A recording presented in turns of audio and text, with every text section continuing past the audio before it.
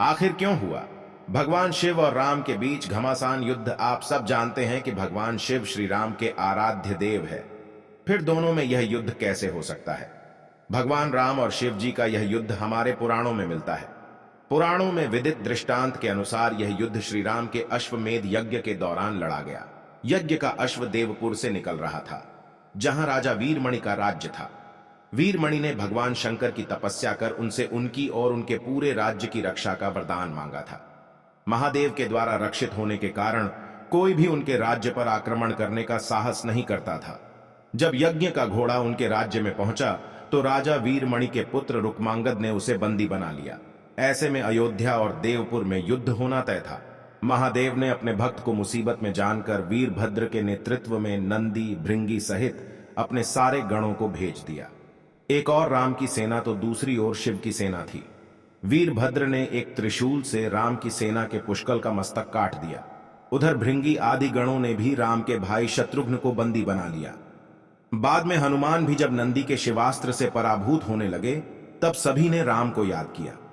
अपने भक्तों की पुकार सुनकर श्री राम तत्काल ही लक्ष्मण और भरत के साथ वहां आ गए। श्री राम ने सबसे पहले शत्रुघ्न को मुक्त कराया और उधर लक्ष्मण ने हनुमान को मुक्त करा दिया। फिर श्री राम ने सारी सेना के साथ शिव गणों पर धावा बोल दिया। जब नंदी और अन्य शिव के गण परास्त होने लगे तब महादेव ने देखा कि उनकी सेना बड़े कष्ट में है, तो वे स्वयं युद्ध क्षेत्र में प्रकट हुए। तब श्री राम और शिव में युद्ध छिड़ गया।